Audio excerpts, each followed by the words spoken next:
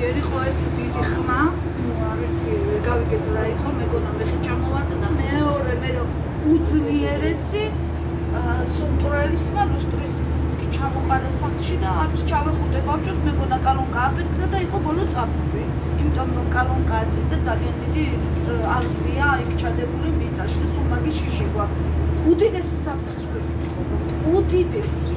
ასე ძალიან ახლოს ხალხში კალონკა არ შეიძლება თორე რომ წოდნოდა რომ ეს იყო გათბობის ქვაბი ასე არ შემეშინდება. გათბობის ქვაბი არისო ხო აქ? ქვაბი აფეთქდა ეს თქოს. ეს უკვე მეორე დაფეთქდა. ერთხელაც აფეთქდა, აი დაფიქსირებულიც არის, ხანსახანძრო გამომიწახეთ და სმარტში აფეთქდა ერთხელაც სმარტის აფეთქდა უკან რაც არის სმარტში კი. უდიდესი საფრთხის ქვეშა ვარ და საშიშროების ქვეშ და შიშის ქვეშ რომ არ ვიცით რისი ხმა იყო და მეგონა კალონკა და მეგონა ბოლო წუთები უკვე და სულ ამ ვინმე მოგწეს იმის გარანტია რომ ჩვენ ვიცოცხლებთ.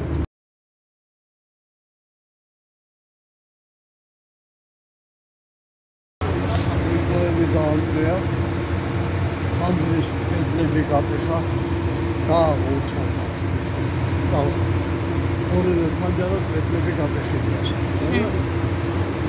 შეფლებია კიდე გატეხილი ძლიერი ხმა იყო რა თქოს რა აფეთქდა ძალიან მაგარი აქ ვეძინა ჩვენ და მეც კი ალბათ კალანკა აფეთქდა კალონკა ხო არის ბენზინის კალონკა დიახ მე ნახეთ რომ ცეცხლი არ არის არაფერი არ არის გარეთ გამოვედით რომ აქ არის დამხრე.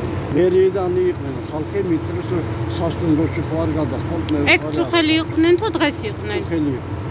დღეს არავინ არ